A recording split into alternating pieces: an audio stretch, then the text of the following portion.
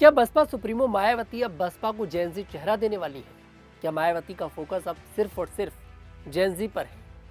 क्या अगर बसपा की सरकार उत्तर प्रदेश में बनती है तो क्या कोई जेनजी चेहरा मुख्यमंत्री बनेगा?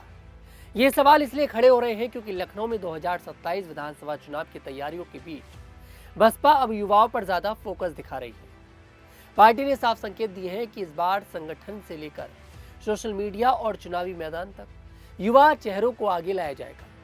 बसपा को उम्मीद है कि जेनजी और युवा मतदाताओं के बीच अपनी सक्रियता बढ़ाकर वह अपनी राजनीतिक जमीन फिर मजबूत कर सकती है। इसी रणनीति के तहत प्रत्याशी चयन में भी युवा चेहरों को प्राथमिकता दी जा रही है। जालौन की माधोगढ़ सीट से बसपा ने आशीष पांडे को अपना पहला प्रत्याशी घोषित किया है। उन्हें पार्टी के युवा चेहरों में गिना जा रहा है। इसके अलावा आधा दर्जन से अधिक अन्य घोषित प्रत्याशी भी युवा बताए जा रहे हैं। इससे यह संदेश दिया जा रहा है कि 2027 के लिए बसपा अपनी नई टीम तैयार कर रही है। आकाश आनंद को राष्ट्रीय संयोजक बनाने के साथ आजमगढ़ की प्रोफेसर इंदु चौधरी को भी अहम जिम्मेदारियां दी गई हैं। बसपा की कोशिश है कि युवा नेतृत्व को चेहरे के तौर पर नहीं बल्कि जिम्मेदारी देकर आगे बढ़ाया जाए।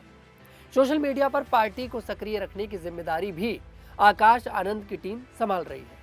हाथरस के सादाबाद में आकाश आनंद की जनसभा के दौरान उनकी टीम ने एक्स पर #बहनजी का संदेश अभियान चलाया। यह हैशटैग कुछ ही मिनटों में पहले नंबर पर ट्रेंड करने लगा। इसके समर्थन में बड़ी संख्या में युवा जुड़े। पार्टी के वरिष्ठ पदाधिकारियों से लेकर कार्यकर्ताओं तक ने इस अभियान को आगे बढ़ाया। हालिया जेनजी आंदोलन के बाद बसपा को लगता है कि युवाओं के बीच अपनी राजनीतिक पकड़ मजबूत करने का मौका बन सकता है। युवाओं को पार्टी के अहम पदों पर जिम्मेदारी देने की घोषणा के बाद बसपा सुप्रीमो मायावती ने छात्र आंदोलन का खुलकर समर्थन किया था।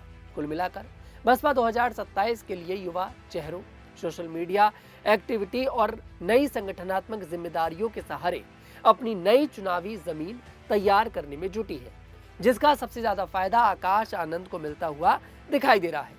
आकाश आनंद हाल ही में सादाबाद में जिस तरह से, चाहे भारतीय जनता पार्टी हो, समाजवादी पार्टी हो, कांग्रेस हो, सब पर आकाश आनंद जिस तरह से हमला बोलते नजर आए, राहुल गांधी और अखिलेश यादव को उन्होंने अंकल बता दिया, बीजेपी पर भी इथेनॉल को लेकर हमला बोला, उस तरह से लगता है कि बसपा के आने वाले समय में चेहरा आकाश आनंद ही होंगे। अब देखना यह दिलचस्प होगा कि आने वाले समय में बसपा किस तरह से जेनजीओ पर और भरोसा जताती है और 2027 में इस बार कितने युवा चेहरों पर यहाँ पर मायावती भरोसा जताएंगे, उनको टिकट देंगे। आपको क्या कुछ लगता है कमेंट सेक्शन में जरूर बताएं। मैं तनुज दीक्षित फिर आपसे मुलाकात करूंगा। तब तक के लिए हमारे साथ देखते रहिए न्यूज़ 15 उत्तर प्रदेश।